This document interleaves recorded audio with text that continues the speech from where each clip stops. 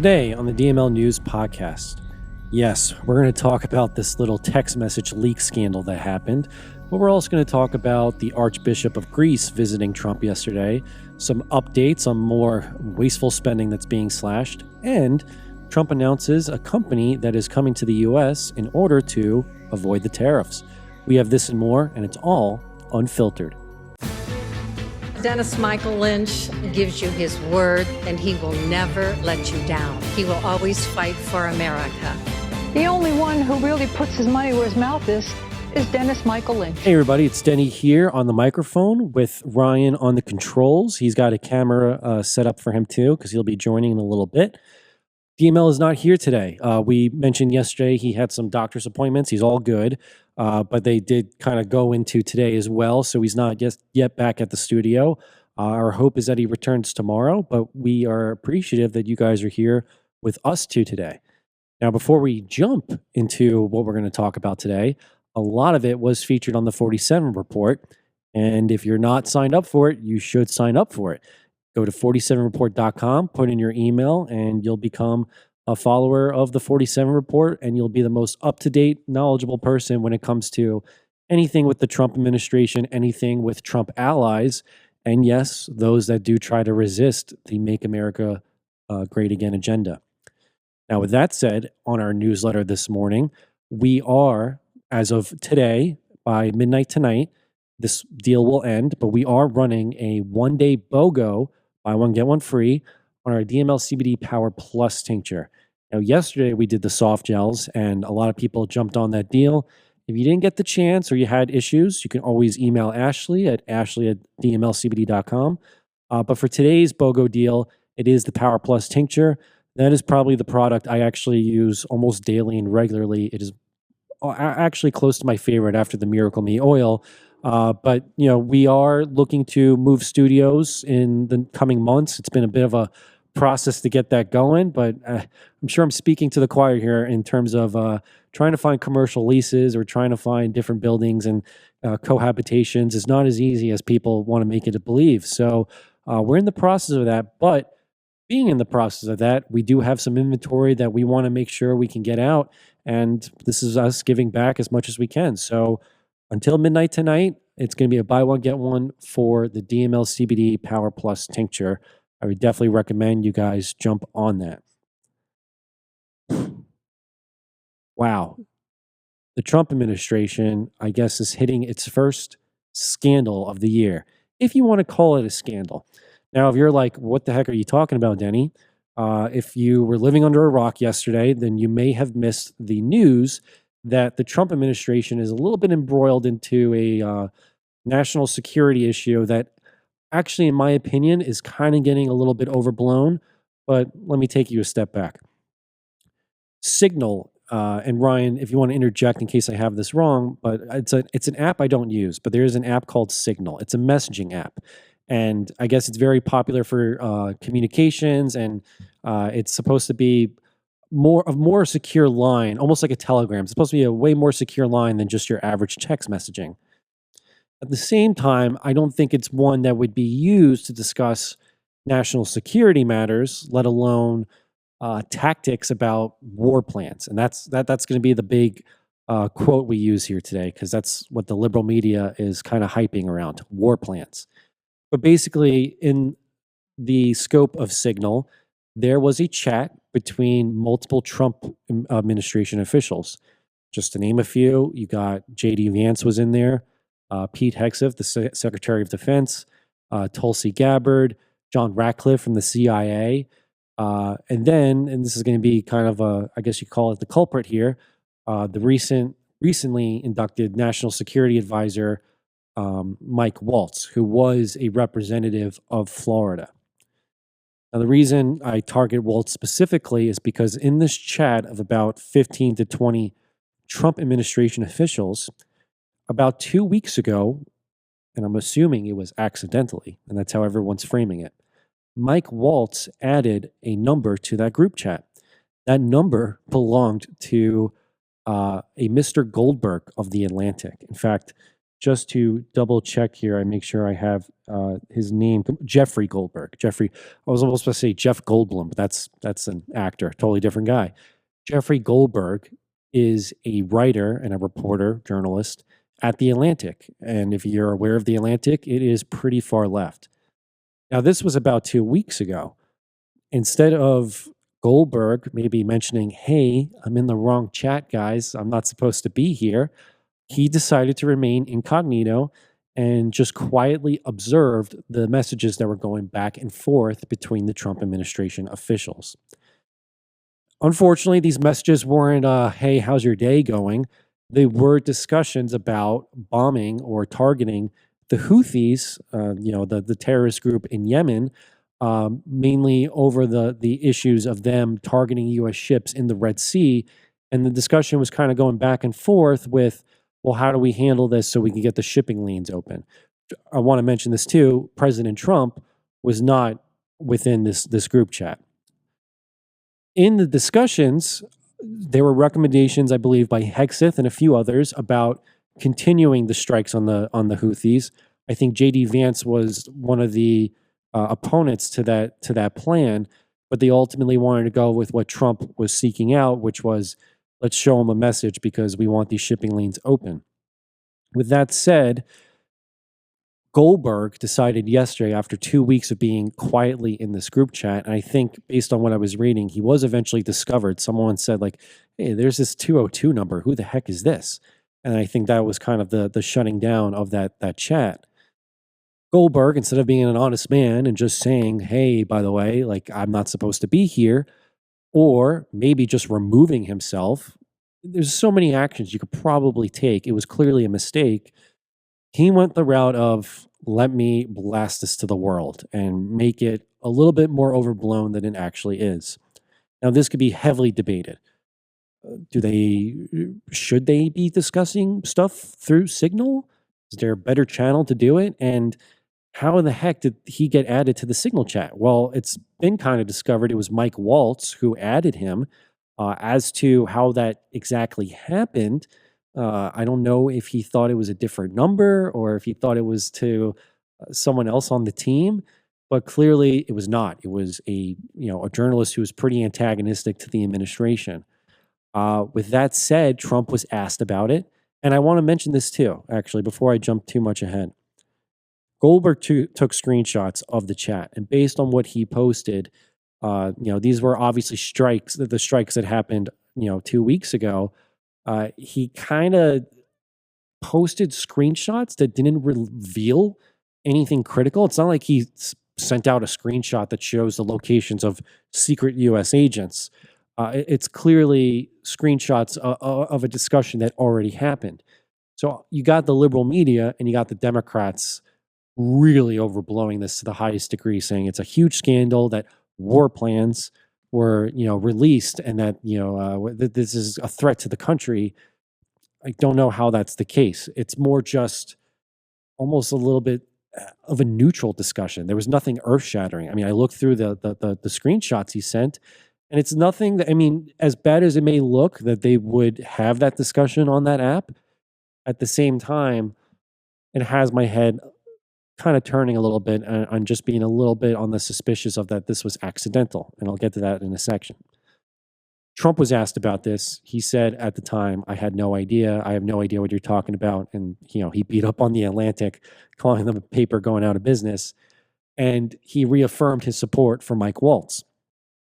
Hegseth was also asked about it. He was in Hawaii. I believe he's doing a stop there or a tour there. And he basically said, he's like, they keep saying war plans. What was really uncovered here? Which really leads me to believe that based on some of what was texted, that this could have been plotted out. Think about this, right? If it was Bill Malugin from Fox News added, I think Bill Malugin would have been like, hey guys, not supposed to be here. I think if DML was added, he would also say, hey guys, I'm not supposed to be here. You want to take me out of this chat. But this is Jeffrey Goldberg from, The Atlantic. And clearly he went the route of, let's just publicize this to the world and overblow it. And the thing is, they had their cabinet meeting yesterday. And I was just thinking, I'm like, this is a very competent group of people. I mean, they're already having their second cabinet meeting, and we just got out of 4 years of an administration that had maybe once a year and one meeting a year, typically ran by Jill Biden. So how is it that, someone like a JD Vance and a Pete Hegseth would have this national security breach, and if you're watching, I'm doing the quotes, and really, almost kind of reveal nothing other than JD Vance mentioning in those chats that by resorting to these actions against the Houthi, it's a way of bailing out Europe again. So there is speculation that maybe this was all designed and purposeful to kind of place the pressure on Europe, or that it was purposeful to just show that JD Vance was showing a different method or route, and that this is not some war centric administration that now a lot of the liberal media is trying to pinpoint on because of what's going on in Yemen. If there was a very giant, large, critical detail revealed, and again, maybe there was something in that chat that Goldberg just didn't post, but by all means, this is a man who works for the Atlantic. You'd think he would try to take the measures to expose as much as he can. I'm just led to believe that maybe this was somewhat by a design. I could be so off base. I could be completely wrong, but this is not the Biden administration we're talking about. And I mean, I think we've all learned from the dark days of the Hillary Clinton email scandal that when it comes to communication, you want to be as secure as possible. And yet, I don't know, something just tells me that it's pointing to this could have been a little more thought out than people are initially being let on. As an example, I want to play a clip here of Hegseth in Hawaii, basically explaining a little bit on the aftermath of what happened here. Information about war plans against the Houthis in Yemen was shared with a journalist in the Atlantic, and were those details classified? You're talking about a deceitful and highly discredited so-called journalist who's made a profession of peddling hoaxes time and time again, to include the hoaxes of Russia, or the fine people on both sides hoax, or suckers and losers hoax. So this is the guy that peddles in garbage. This is what he does. I would love to comment on the Houthi campaign because of the skill and courage of our troops. I've monitored it very closely from the beginning. And you see, we've been managing 4 years of deferred maintenance under the Trump administration. Our troops, our sailors were getting shot at as targets. Our ships couldn't sail through. And when they did shoot back, it was purely defensively or at shacks in Yemen. President Trump said, no more. We will reestablish deterrence. We will open freedom of navigation, and we will ultimately decimate the Houthis, which is exactly what we're doing as we speak from the beginning, overwhelmingly.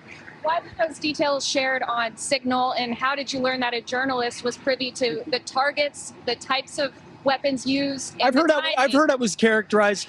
Nobody was texting war plans, and that's all I have to say about that. Right, Thank you. Appreciate it. That's it. The NSC said it was authentic. Look, it's not the best look for the administration. Some unnamed anonymous officials are calling Waltz and I quote this, an effing idiot. And some are even, I guess, privately demanding his resignation. The man's only been in the job for like a month here, so I kind of feel bad if that's the case. If this is an accident, though, this really did play out the way it happened. I think there could be some repercussions for him, but again, nothing was revealed that would be startling to the sanctity of the U.S. But if you listen to Elizabeth Warren and Bernie Sanders and all these guys, they're making it seem like this is the biggest national security leak of all time, which is crazy considering everything we've seen in the last 20 years. So I think this is more of just, let's watch this play out. Let's see if there really was anything earth-shattering that maybe Goldberg also caught and just hasn't released. But something just tells me this may not be the surface level the way we all think it is. And based on Trump's comments alone, he's not necessarily rattled at all by this. And we'll get into the show. I mean, like I said, they had their cabinet meeting yesterday, and this seems like an all-star team that's really looking to keep things tight-knit and run a tight ship and get America back on track. So this idea that this scandal is going to overshadow them, I think it's just more so it's just being overblown. So to just kind of, leave it as is, and we'll see if anything else comes of it. Maybe we should just do some good news here. Trump yesterday had the Archbishop of Greece come to visit him. And we have a 2-minute clip here that I think is worth playing for you guys. I think it'll make you, kind of warm in the chest a little bit. Basically, the Archbishop gives Trump a very beautiful gift, a very honoring gift. It's really, I'll just let the video play for itself. It's pretty cool. Through your leadership, you embody the values of our Christian faith and love for the gospel. You remind me of the great Roman Emperor, Constantine the Great.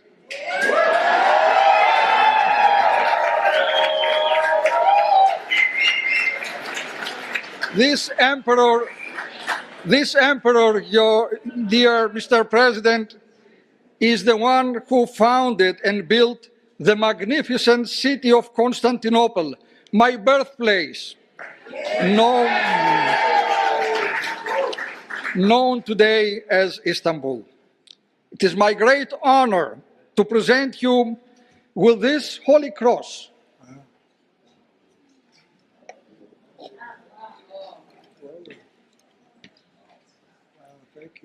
This cross is the very symbol that led this great Roman Emperor Constantine to victory.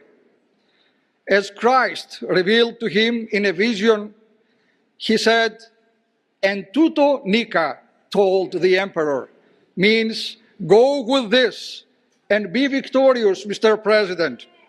This cross is an everlasting symbol of peace and an invincible trophy, a sign of divine strength and guidance. With this cross, I pray you bring peace to the world and make America invincible.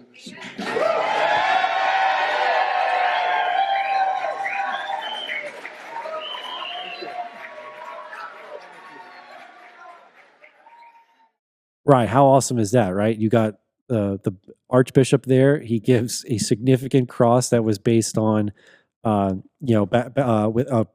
Constantine, making those comparisons of him to Trump. And I don't know, it's a beautiful cross.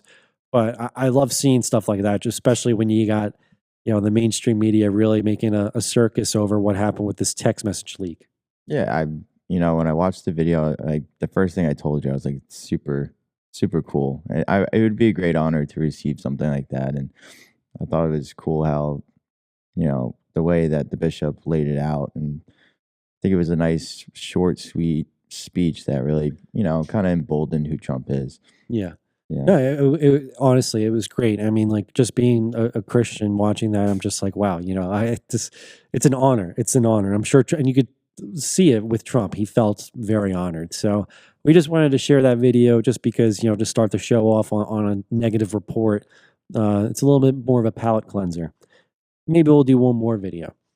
So obviously Trump doing his tariff strategy, which he did just apply secondary tariffs to Venezuela based on their lack of efforts of trying to get their illegal aliens back into the country based on the deportation methods that the Trump administration is trying to apply.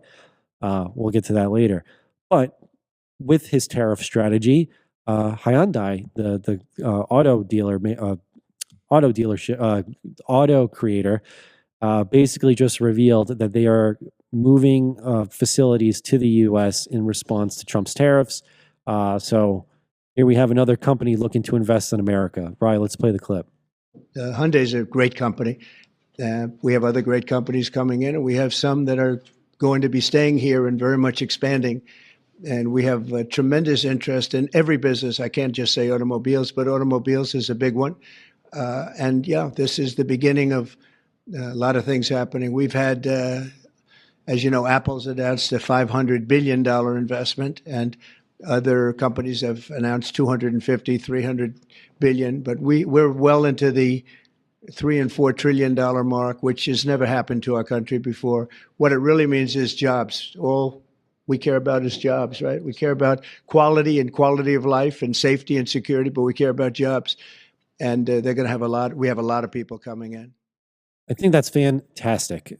I keep seeing reports of more companies looking to invest in the U.S. based on, Trump really trying to get America to be more self-independent with manufacturing, with employment, and you even kind of have him in saying it there. Like, he wants security and safety for the country, but he wants jobs. He wants jobs for Americans.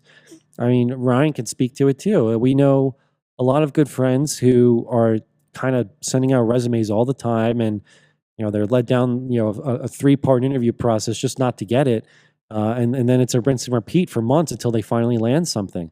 So I would love if by the end of this year we see I would love by the end of this year if we can stop seeing reports about companies going bankrupt, because I feel like in the last 2 years of Biden, that was all I was ever reading about. This one went bankrupt. This one went out of business. This one, lost all its money. Now let's just see the reverse. Let's just see the growth. And I think what we have here with Trump really just shows that he is looking to make sure that whatever strategy he's using, he wants to make sure that the production, the manufacturing, the jobs are coming back into the USA, which I love. I think there's no better example, too. We have 2 clips of this. No better example of the cabinet meetings. Now, as I joked a little bit earlier in the show, the Biden administration wasn't really known for prioritizing group get-togethers.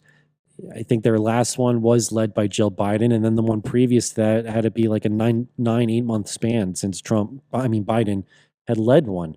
And even then, it was kind of like 5 minutes of him speaking and then just kind of relying on the rest of the team. With Trump's, you really feel like it's a group team huddle. Like, hey, based on like Elon's email, what did you get done this week? And they all share it. I mean, perfect example. And this just shows the absolute effing ridiculousness that has been taking up taxpayer money. We have Secretary Rollins here. She is the Secretary of Agriculture, identifying programs that were receiving money, such as the prioritization of transgender farmers. I'm not kidding. Hear it from her words herself. Right, let's play it.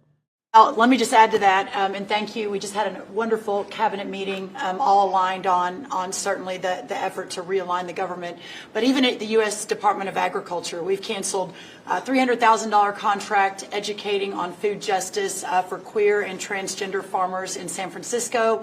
A similar contract we canceled in New York, again educating transgender and queer farmers on food justice and food equality. I'm not even sure what that means, but apparently the last administration wanted to put our taxpayer dollars towards that. We canceled a $600,000 contract out of Louisiana that was studying the menstrual cycles of transgender men, a $600,000 contract. We canceled another contract out of a university in the middle of the country that focused on getting more diversity, equity, and inclusion into our pest management industry. Again, these are nonsensical. It makes zero sense to use taxpayer dollars to fund these. I know these are just a few examples of the hundreds and hundreds that we have found. I can't believe that someone in the Biden administration or at any point said, yeah, this is where we should apply taxpayer money to. Studying the menstrual cycle in men. I'm only 29. And I know my father is in his 50s, and I'm sure he can speak to this too. But at no point in my nearly 30 years have I ever met a man that menstruates. I don't think my father has. Ryan, have you? Definitely not. Yeah, so I don't know why we would need $600,000 to even implement such a study. I mean, what's the finding? I could probably tell you in one sentence. Men don't menstruate. Like, it's just facts. It's biology. It's truth. And then transgender farmers in San Francisco?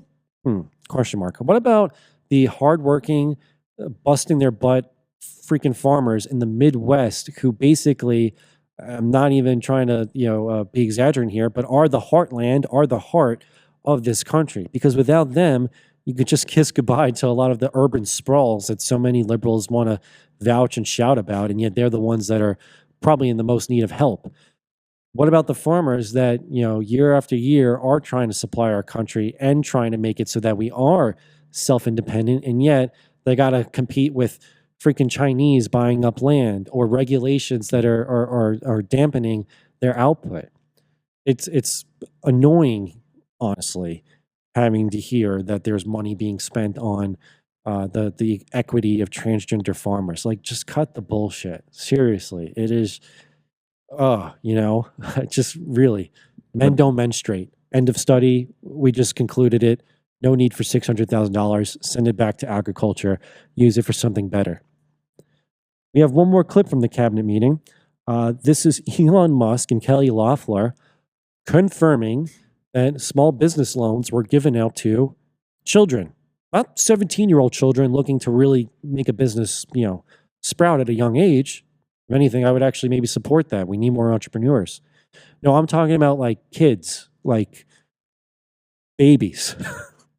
I'll let them speak for themselves on this clip. Well, a clear case of fraud was with the Small Business Administration, where they were handing out loans, $330 million worth of loans to people under the age of 11.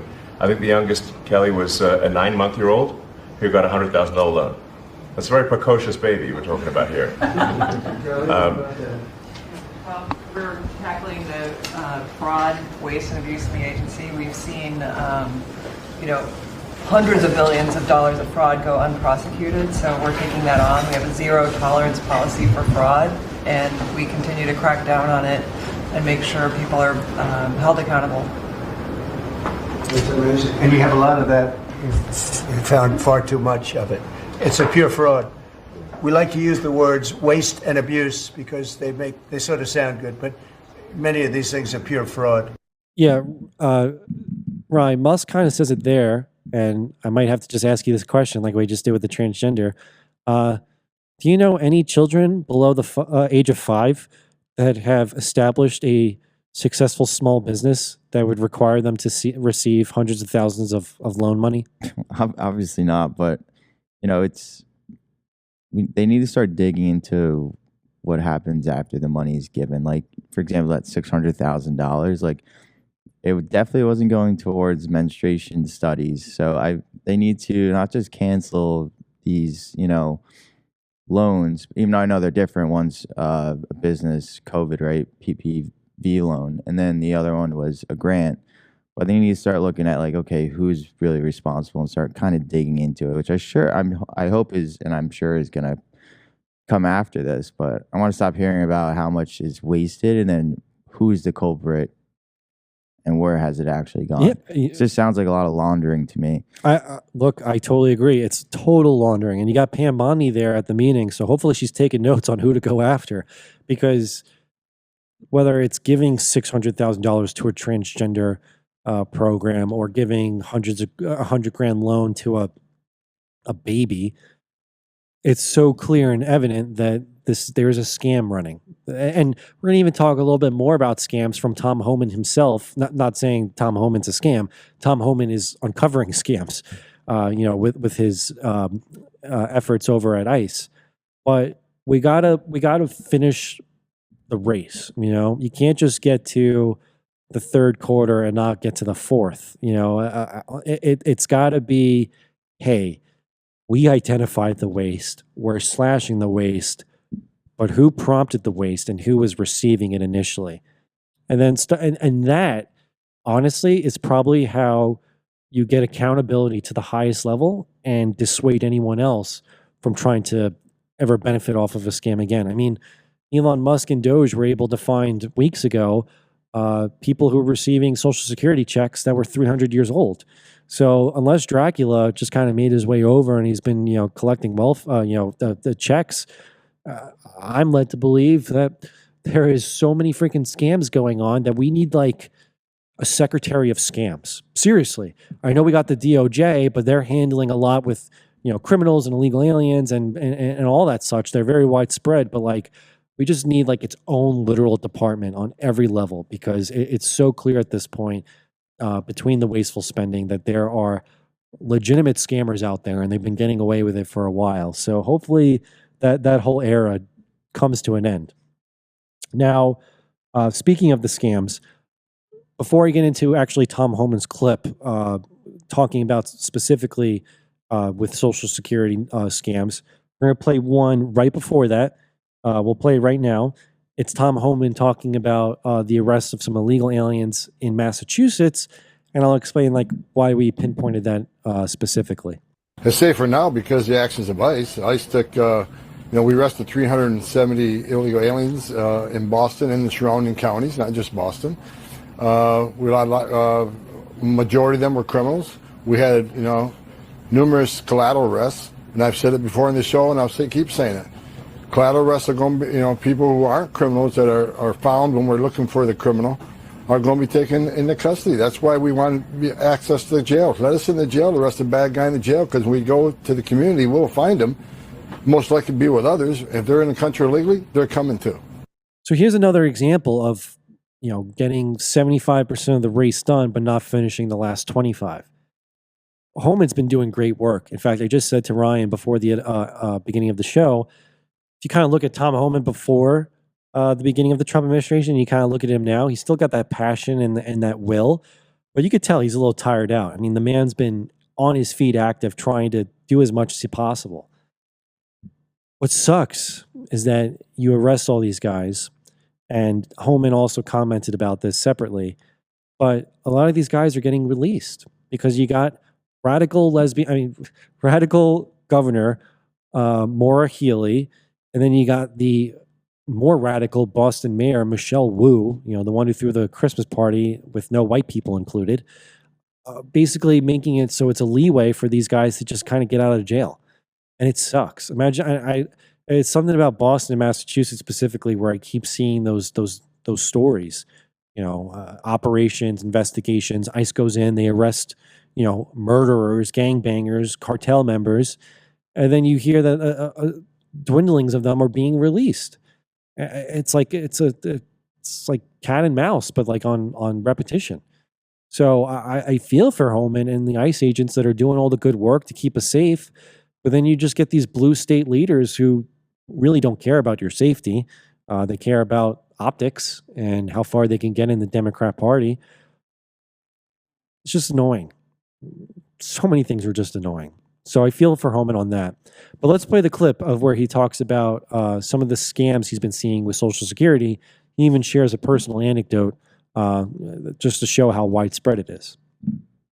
Well, I'll tell you this, illegal aliens use American Social Security numbers together with identity theft. We're looking to protect Social Security. We're looking out to protect United States citizens' identity and their benefits through Social Security. I've done this for a long time. Illegal aliens many times use Social Security numbers, U.S. citizens. It causes a lot of problems. Just identity theft. Even my own family. One of my closest relatives had his ID stolen, his Social Security number stolen. So we're going to look out for the American people. We're going to protect Social Security. But do you expect them to share? Do you expect IRS to share? I hope so. I think again, to protect the American citizens. We ran a poll. I'll pull up the results if you want to just bear with me for a second. We ran a poll, I believe it was yesterday, about the idea of the IRS teaming up with ICE, and about 92% of you all responded yes, that you would love to see that. And I think it'd be great. I think we need to kind of mobilize the IRS to be a little bit more hands-on on stopping these scams and these fraudulent schemes, rather than maybe always going after the middle-class American that may have made a mistake on their tax return form. Especially, Trump has been touting the idea of doing some kind of external revenue service, which would be fantastic. I would love to see if we can apply the pressure on the foreign nations that abuse our power rather than always targeting its citizens. But I think overall, there needs to be some prioritization with these departments and agencies. And if there can't be any prioritization, perhaps they shouldn't exist. Kristi Noem yesterday, I think at the cabinet meeting, confirmed that they're looking to dismantle FEMA because FEMA has kind of proven itself to be totally defunct in actually being helpful. I mean, we saw the disaster of their response during the Hurricane Helene floods in the Carolinas. Why have it if they're more of a detriment than a benefit? So I'm all for let's eliminate if it's not working out. I mean, we talked about it yesterday, SBA. They're eliminating almost half the workforce because Kelly Loeffler said we doubled it or we overbloated it during Biden, and yet less work is getting done. So what's the method here? Cut them out. Based on the 47 report, we do have some few other things that we want to mention today. So let me, I'm on the DML report. My bad. Let me switch over to 47. So just a few more things that were going on at the cabinet meeting yesterday. Pam Bondi did warn that, oh, look at that. And I put it in myself. You see how much information gets translated? Sometimes you forget. But Pam Bondi did speak that the DOJ is going to be investigating a lot of who was behind that fraud and waste and the scamming of these various departments. What else do we have here? Oh, the Trump cabinet announced that billions in canceled contracts have happened, including $300,000 for a food justice program for queer and trans farmers, and $830 million for low quality surveys. Jeez. The secondary tariff that was placed on Venezuela. Then, yes, the Trump administration asked the Supreme Court to block a judge's order requiring the rehiring of over 1,600,000 federal workers fired under Trump's workforce reduction plan. A federal judge ruled the terminations were likely unlawful and ordered their reinstatement. I want to read something else to you since I just read that bullet point. We have been talking, and this is probably more so now, like during the campaign, we talked about how awful illegal immigration is. And yet that's kind of switched a little bit since Trump's become president because the border has been essentially mostly cleaned up. But the thing that we always now have to talk about are these radical judge, like Judge Boasberg, who are coming in and are filing all these injunctions to stop the Trump administration from enacting what they are seeking to do, which is make America great again, or America first, or how about we just have our country operating like the first world nation that it should. Well, when you get Boasberg and all these other judges placing the stop orders, it's a little bit tough to do that. So I included this in the 47 report yesterday because I think this highlights, honestly, the overall picture of how effing ridiculous these injunctions have become. Ready for it? President Trump has faced nearly 30 nationwide injunctions just 2 months into his second term, more than any recent president except himself during his first term. During that term, meaning his first, he saw a total of 64. So think about that. He was president for 4 years and he had 64. We're 2 months in on his second presidency and we're already at 30. Ready? So according to the Harvard Law Review, President Biden faced about 14 nationwide injunctions in his first 3 years. In contrast, Obama saw 12 during his entire presidency, and George W. Bush had only 6. The review also notes that over half of all nationwide injunctions since 1963 have targeted Trump-era policies. Oh man, I feel for them. I feel for them because you read something like that and you gotta wonder. No one voted for these judges. No one on a national scale voted for Judge Boasberg or Judge Rotha or any of these to come in and deter or derail or deter, I should say, not deter or derail the Trump presidency or what Trump is looking to accomplish. It's effing ridiculous. Even if some of these are only temporary injunctions or just delaying the inevitable, well, the inevitable can be stopped if Trump loses Congress in 2 years, or if the Wisconsin Supreme Court leans liberal after April 1st and then redistricts Wisconsin and then makes it even more of an uphill challenge come the midterms.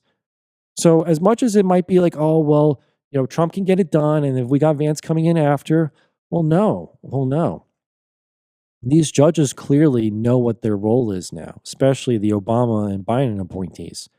Obstruct at every level, obstruct through injunction. And as someone who's 29, and Ryan's not far below me, there's a lot of life left to live, and I love my country dearly, but I don't want to be someone who goes from I love the balances of the 3 branches in democracy to Are we better with a monarchy? Because at this point, you got the benevolent king who actually wants to help and give the freedom and will back to the people. I know that could be the dangerous slippery slope. It's shown through history, but at the same time, do you feel there's really balance in the three branches at this point? Why are we always on a slim majority for Congress? Why is it that you got some random judge from a random district all of a sudden calling the shots? Just doesn't make sense. And I'm sure Trump is frustrated, but Trump is only, one man and he's got a limited amount of time. Vance is not a guarantee. I love JD Vance. I think he's been doing great stuff, but we've all seen how quickly the waters can change. And reading something like that in 2 months alone, Trump's already faced with 30 injunctions. Has this not been the most clear-cut election in the 21st century? If we don't want to get dramatic, I won't say our 300-year span, because there have been significant moments, we just haven't lived through them. Well, let's take it at least back to 2000. This was a critical election to say we need to fix things up. Nothing's more evident the fact that the world's biggest billionaire is not getting paid to be a part of this process whatsoever. I'm sure there might be a benefit for SpaceX or Tesla, although I don't see the benefits considering Tesla is getting firebombed at every second. But even with SpaceX, I mean, the man just wants to take us to Mars and see what else is out there, but he also wants to see the country actually thrive and make sense. Tyranny of the judiciary. I keep saying that, and yet, Rush Limbaugh's quote on that has been sticking with me, because with our limited time, we can get a lot done. But if we can't get a lot done and only a little bit done, well, that little is not going to amount to anything if it can all be undone easily by, I knock on wood, a President Gavin Newsom in 2028 or whoever they end up choosing. It won't be AOC, although I don't know. I have faith in the Trump administration, but we really got to, and I know there's a big meeting or a judiciary committee meeting next week to discuss these radical judges, how out of hand they've become. It's all I read every day at this point. But we really need a strong plan before 2026 midterms on how we can get these things done and continue to get them done without these judges putting a blockade at every level. And there's already been some circumnavigating around it, such as like a wartime act of 1798, and the planes are already up in the air. But we shouldn't even have to resort to those measures. It should just be a simple statement. I won the presidency. This is what the people enacted. And by the way, these are illegal aliens that we are getting rid of. Cartel members, associates of cartels. But Boasberg, wants to make sure they have their day in court, or at least, aren't deported immediately.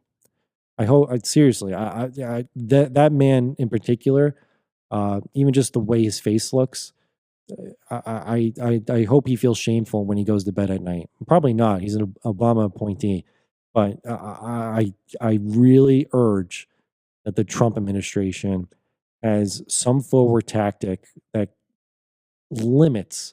Not saying that we have to get rid of the judicial branch, but I think we need to put them in check. Ryan, any comments? I think that was a great ending. It just how annoying is it that we have to say every day, Trump has signed this tyranny- executive order, but this judge said that it's not gonna fly. It's like, what the hell? Tyranny of the judiciary is a great term for It what is, going on. right? It is, and I don't want to see us lose majority either. I mean, if we have to put Mike Waltz back as a representative, at least we get another Republican. But I just don't want to see it where we spent 2 years not getting anything done because the Boasbergs are making sure that it can't get done. It's just ridiculous. But that's it for the show today. I didn't want to end on a negative note, so just remind yourself that Trump was granted such a beautiful cross by the Archbishop of Greece. And let's just remind ourselves that at least as long as they are showing the effort to really get things done, if there's a will, there's a way. For tomorrow's show, we're pretty positive DML will be back. and we will likely do a live at 10 a.m. So we're sorry that the last 2 days there hasn't been a live. We missed you guys. It's just been a lot going on, but we will try and get back on schedule tomorrow. Just 2 reminders, 47report.com. You sign up, you get to learn everything that's going on and the stuff that people aren't telling you about. There's also a referral program. It's very simple. Click on the link, share it with 2 people, and you get this really awesome drink coaster. In fact, we have a few that are in our itinerary queue right now of people who have done the referrals. We're sending those out today. So we definitely recommend you share it to 2 people and keep them on page and up to date with everything that's going on. Trump administration, Trump allies, Congress, quote unquote, the resistance, all of it. It's always there every morning. And, the DML report too, which is DML's personal newsletter, sign up for that as well. He usually has that posted on his Facebook, but you can go to dmlreport.com and sign up there as well. And then, just to conclude, until midnight tonight, buy one, get one free on Power Plus tinctures. I know we might have a site-wide BOGO in the near future before we close everything down here and move on to our next spot. But if you're looking to really jump on this now's the time to do it. So, Power Plus, go to dmlcbd.com/BOGO. It's right there. If you had troubles with the soft gels yesterday, just reach out to Ashley at dmlcbd.com. And until then, I hope you all have a fantastic day. I want to wish a happy birthday to Lisa Shrosby and Terry Hagan. I hope your daughter is doing well too with her surgery. And for today's Team DML blessing, I would like to give it to Deb Johnson. I hope you guys have a fantastic day. We'll see you tomorrow.